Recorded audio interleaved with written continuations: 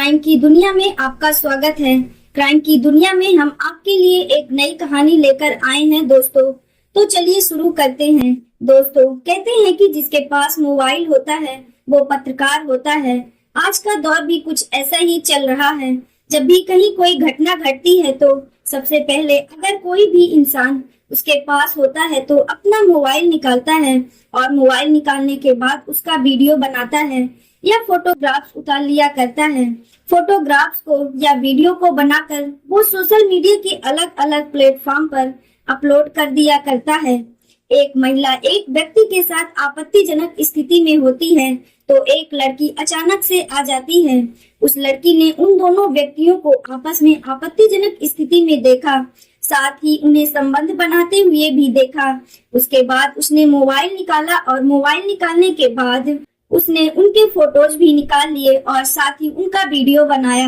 हालांकि ये बात उसने किसी को महसूस नहीं होने दी और ना ही किसी के सामने जाहिर होने दी कि उसने उसका वीडियो बनाया है और उसका फोटोग्राफ्स लिया है। लेकिन ना जाने सामने वाले को ऐसा क्यों लग रहा था कि उसकी जो पोल है वो खुल चुकी है और इसी बात पर इसी वजह से एक कत्ल हो जाता है। कत्ल इतना भयानक होता है कि जब लोगों को इस घटना के बारे में पता चलता है तो लोगों को यकीन नहीं हुआ कि उस महिला ने इतने शातिर तरीके से एक नहीं बल्कि डबल गेम खेला है। दोस्तों आज की जो सच्ची घटना हम आपको सुनाने जा रहे हैं, ये सच्ची घटना उत्तर प्रदेश के जिला बागपत की है और इसी बागपत में एक गांव लगता है सिसाना। दरअसल हम बात कर रहे हैं 2 नवंबर 2023 की सुबह करीब 8 बजे के आसपास, जब लोग अपने खेतों की तरफ निकल रहे थे तो गांव का एक शमशान घाट है। शमशान घाट से थोड़ी दूरी पर एक कूड़ादान घर बनाया हुआ था। उसकी 4 दीवारी की हुई थी। लोग ज्यादातर अपना कूड़ा उसी में डाला करते थे। इसी बीच जब लोग जा रहे थे तो रास्ते में चलते लोगों को कुछ दुर्गंध आ रही थी, यानी बदबू सी आ रही थी। ग्रामीणों को कुछ शक हुआ तो ग्रामीणों ने उस कूड़ा घर में जब झांक कर देखने की कोशिश की तो उसमें आग लग रही थी।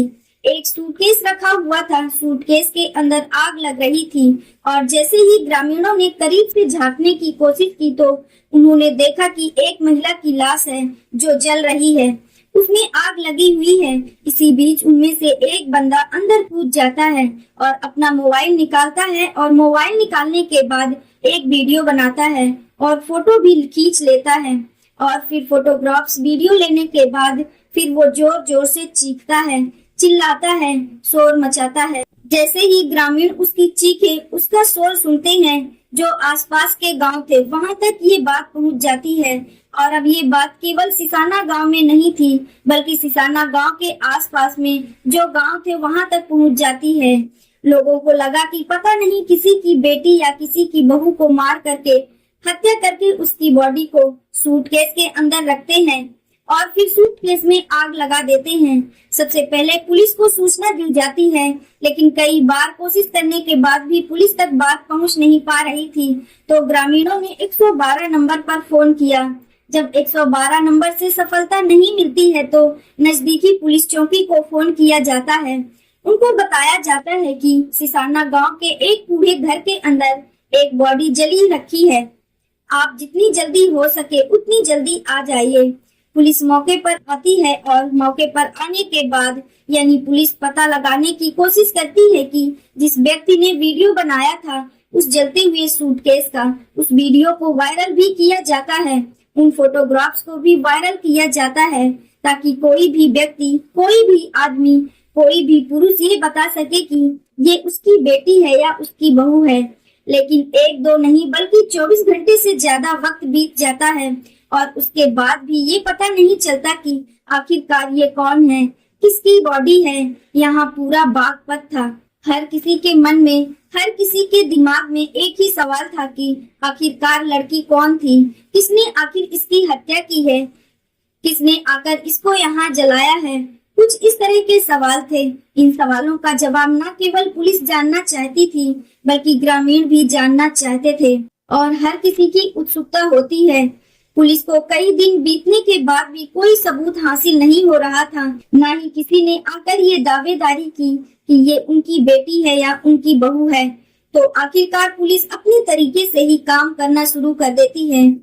अब यहाँ सर्विलांस टीम को बुलाया जाता है और डॉग स्क्वाड को भी बुलाया जाता है और फिर पुलिस की जो कई अन्य टीमें होती हैं वो भी आकर यहाँ पर और फॉरेंसिक प्रिंट वाली टीम भी आती है। ये सभी टीमें आकर यहाँ जांच पड़ताल करती हैं, लेकिन कोई सफलता जब नहीं मिलती और फिर पुलिस को ये एक सूचना मिलती है कि फलाने रास्ते पर एक जगह एक सीसीटीवी कैमरा लगा हुआ है, वहाँ से शायद आपको कुछ सुराग या सबूत मिल सके। अब पुलिस ने उस सीसीटीवी कैमरे को खंगालना शुरू किया तो उसमें हरियाणा के एक प्लेट नंबर की गाड़ी होती है, स्विफ्ट डिजायर, जो उस रास्ते से गुजर रही थी। अब पुलिस ने उस नंबर की गाड़ी को ट्रेस करके निकाला और निकालने के बाद उस आसपास के गांव के लोगों से पूछा कि ये गाड़ी किसकी है या किसी रिश्तेदार की है। अगर कोई इसके बारे में जानता है तो उसके बारे में जानकारी दी जाए। लेकिन किसी ने भी उस गाड़ी के ऊपर दावेदारी नहीं की और किसी ने ये भी नहीं कहा कि ये हमारे रिश्तेदार की है या फिर हमारे घर पर खड़ी होती है। उस गाड़ी पर जो हरियाणा के सोनीपत का नंबर लिखा हुआ था, पुलिस उस नंबर के आधार पर सोनीपत पहुंचती है।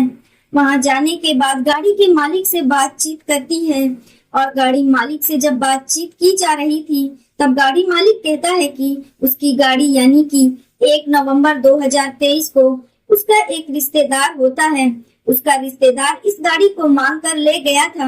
अब पुलिस उस रिश्तेदार की तलाश करना शुरू कर देती है। उस रिश्तेदार का नाम पवन होता है।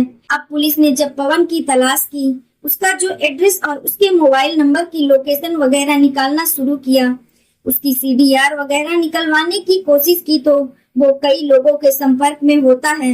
न केवल संपर्क में होता है बल्कि उसकी लोकेशन भी यहीं की पाई जाती है, इसी घटना के एरिया पाई जाती है। पुलिस ने चारों तरफ जाल बिछाया उसे पकड़ने के लिए। उसकी लोकेशन एक बार फिर से इसी गांव की तरफ आती है।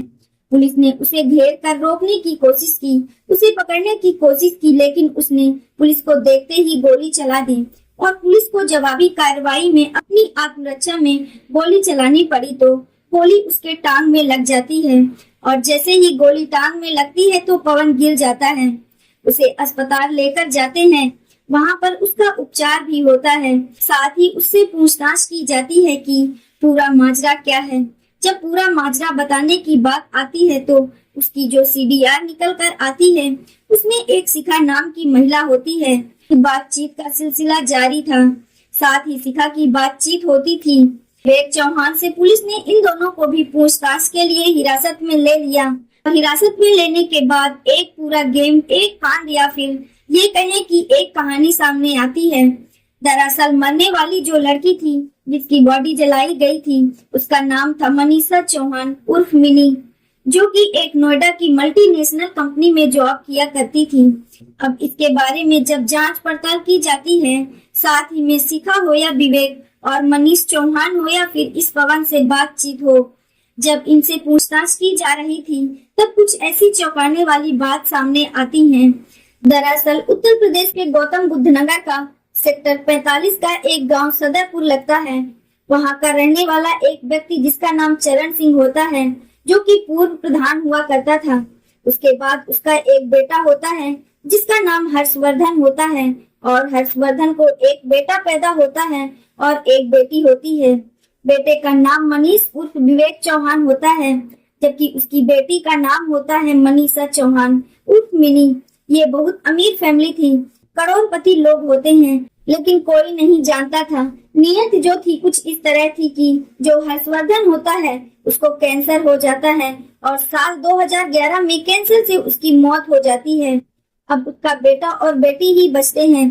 बेटी उस वक्त 10 साल की थी और इसी बीच में मरने से पहले ही, क्योंकि उसे पता था कि उसकी मौत बहुत जल्द आएगी, तभी उसने अपनी एक वसीयत बनाई और वसीयत में साफ साफ लिखवा दिया था कि मैं बेटा और बेटी में कोई फर्क नहीं करता, इसलिए जो भी मेरी जमीन जायदाद है, जो भी कुछ है, वो बेटा और बेटी में बराबर बराबर बांट दिया जाए। और जैसे ही ये वसीयत सामने आती है तो सबसे पहले होश खराब होते हैं इस मनीष उर्फ विवेक चौहान के कि आधी जमीन यानी कि करोड़ों की संपत्ति उसकी बहन के नाम पर हो जाएगी और बेवजह पहुंच जाएगी। इसलिए वो अपनी बहन से खफा रहने लगा, लेकिन उसकी बहन अभी 10 साल की थी। बहन ने मेहनत की पढ़ाई की और पढ़ाई करने के बाद वो बहुत कम समय में अपने घर से निकल गई और अपनी जिम्मेदारी का उसे एहसास होने लगा। कुछ वक्त बीतने के बाद उसके भाई की शादी हो जाती है। विवेक चौहान की सोनीपत की रहने वाली शिखा नाम की लड़की से शादी हो जाती है, लेकिन ये कोई नहीं जानता था कि शिखा का पूर्व में ही शादी से पहले ही एक लड़के यानी कि पवन कुमार के साथ अफेयर होता है और उसके साथ उसकी आपत्तिजनक स्थिति में कभी उन्होंने आपस में एक दूसरे के साथ बहुत बहुत गहरे रिश्ते में थे। तो ये जिंदगी ऐसे ही ठीक ठाक चल रही थी और ये मनीषा अपना घर छोड़कर चली जाती है। अब कहीं न कहीं विवेक को ऐसा लग रहा था कि मनीषा अपनी संपत्ति में जो हक है वो किसी भी कीमत पर नहीं छोड़ेगी और इसीलिए शिखा को यानी मनीषा के भाई की पत्नी को ये बात परेशान करती थी। लेकिन विवेक इस बात को नहीं जानता था कि उसकी पत्नी का यानी कि शिखा का शादी से पहले ही पवन कुमार के साथ अवैध संबंध है। उसके साथ वो शारीरिक रिश्ते में बंधी हुई है और एक दिन ऐसा होता है कि ये लड़की मनीषा अपनी भाभी के पास जाती है। अपनी भाभी को एक लड़के के साथ आपत्तिजनक स्थिति में देख लेती है, साथ ही उसका वीडियो बनाती है, उसकी फोटोग्राफ्स भी लेती है, लेकिन इस बात का कभी किसी से जिक्र नहीं करती और किसी से कुछ कहती नहीं है। अपने काम से काम रखती थी। वो लड़की वाकई बहुत टैलेंट और होशियार लड़की थी और सब लोग उसकी बड़ी इज्जत किया करते थे। वक्त गुजरता जा रहा था, लेकिन शिखा को लगता है कि ऐसा ना हो कि उसकी पोल पट्टी खुल ना जाए और अगर उसके अवैध रिश्ते के बारे में किसी को पता चल गया तो उसका जो पति है वो उसको छोड़ देगा और उसकी जिंदगी पूरी तरह से नरक हो जाएगी। इसी बीच शिखा ने अपने पति विवेक के साथ मिलकर एक प्लान किया और उससे कहा कि क्यों ना मनीषा को रास्ते से ही हटा दिया जाए तो सारी की सारी संपत्ति जिसकी कीमत 5 या 6 करोड़ के आसपास बताई जाती है, तो ये सब की सब संपत्ति उनकी खुद की हो जाएगी और जैसे ही संपत्ति खुद की होगी तो लाइफ एकदम मस्त कटेगी, बढ़िया कटेगी। और शिखा के रास्ते में जो कांटा है उसके अवैध संबंध की पोल खुलने का भी वो भी हमेशा के लिए निकल जाएगा और इसीलिए उन्होंने एक प्लान बनाया। इस लड़की मनीषा को 31 अक्टूबर 2023 को इससे बातचीत करते हैं। उस दिन हालांकि झगड़ा भी हुआ होता है, लेकिन इसे खुशामद करके कहते हैं कि करवा चौथ का त्योहार है, घर पर होना चाहिए, बहुत अच्छे अच्छे पकवान बनाए हैं। यानी कि 1 नवंबर 2023 को इस लड़की को घर पर बुलाया जाता है और उसी घर में मौजूद होता है पवन, क्योंकि वो शिखा का प्रेमी था और इस बात का विवेक को बिल्कुल भी पता नहीं था, बिल्कुल भी जानकारी नहीं थी कि इन दोनों का अफेयर है। और फिर ये चारों मिलकर खाना खाते हैं। खाना खाने के बाद जब कुछ वक्त बीत जाता है तो पता चलता है कि मनीषा को नशीला पदार्थ दिया गया था। जैसे ही उसने नशीले पदार्थ का सेवन किया तो उसे खाने के साथ ही बेहोश होकर जमीन पर गिर जाती है और इन तीनों के लिए यानी कि शिखा, उसके पति विवेक और उसके प्रेमी पवन के लिए बहुत ही आसान हो जाता है। इस लड़की का गला दबाया जाता है और गला दबाने के बाद एक सूटकेस का इंतजाम किया जाता है। ये सब सोच रहे थे कि अगर आसपास के इलाके में इसकी डेड बॉडी को कहीं फेंकते हैं तो पुलिस को बहुत जल्द इस घटनाक्रम के खुलासा में आसानी हो जाएगी, इसलिए कहीं दूर जाकर इसकी बॉडी को फेंक कर आते हैं।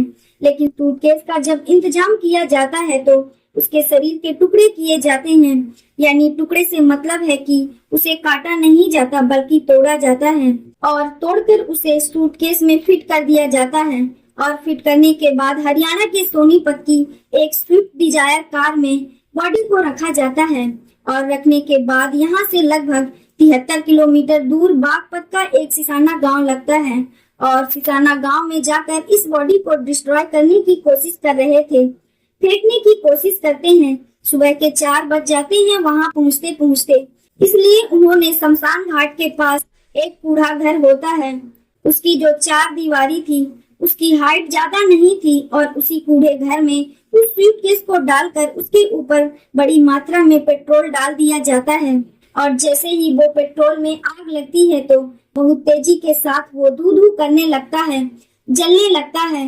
तो उन्हें डर लग रहा था कि कहीं ऐसा ना हो आसपास किसी को पता चल जाए क्योंकि गांव के लोग जल्दी जग जाते हैं, जल्दी उठ जाते हैं, इसलिए वो ज्यादा देर वहां पर रुके नहीं थे, टिके नहीं थे और कुछ देर के बाद वहां से गाड़ी लेकर चले जाते हैं। लेकिन वो गाड़ी, उसका नंबर सीसीटीवी कैमरे में कैद हो जाता है और गांव वालों को अगले ही दिन जब दुर्गंध आती है, तब तक वैसे तो शरीर आधे से ज्यादा जल चुका था, लेकिन पुलिस को जब बताया गया, पुलिस ने इस घटनाक्रम का खुलासा किया, तो लोगों को यकीन नहीं हो रहा था कि भाभी ने डबल गेम खेला, यानी कि अपनी इज्जत बचाने की कोशिश की। लेकिन जब कत्ल का खुलासा होता है तो न केवल उसकी इज्जत तार तार होती है, बल्कि पूरे समाज को उसके नाजायज रिश्ते के बारे में भी पता चल जाता है। और ये भी पता चल जाता है कि विवेक अपनी बहन की हत्या करने के लिए, करोड़ों की जमीन हथियाने के लिए वो इस हद तक चला जाता है कि अपनी सगी बहन की हत्या कर देता है। रिश्तों को शर्मसार कर देने वाली ये कहानी सुनाने का उद्देश्य किसी को परेशान करना नहीं है, किसी का दिल दुखाना नहीं है, बल्कि आपको जागरूक करना है, आपको सचेत करना है, आपको बताना है कि अगर कभी भी ऐसा लगे तो आपको कम से कम पुलिस का सहारा लेना चाहिए। लड़की के साथ 2011 से, जब से उसके पिताजी खत्म हुए थे, तभी से इसके साथ कुछ न कुछ हो रहा था और इसको भी अपने बारे में, अपने परिवार के बारे में किसी न किसी से ऐसी बातें करनी चाहिए थी। हालांकि पुलिस ने बहुत अच्छा काम किया है। यहाँ के जो एसपी हैं, जिनका नाम अर्पित विजय वर्गीय है, साथ ही डीएसपी युवराज सिंह हैं, इनका भी बहुत ही शानदार रोल रहा है। उन्होंने बहुत कम समय में इस घटनाक्रम का खुलासा कर दिया। दोस्तों, आज के लिए इतना ही। कल फिर मिलेंगे एक और सच्ची कहानी के साथ। तब तक आप हमारे चैनल को सब्सक्राइब करके बेल आइकन को प्रेस कर लें, ताकि हमारी हर वीडियो का नोटिफिकेशन आप तक आसानी से पहुंचता रहे। राधे राधे।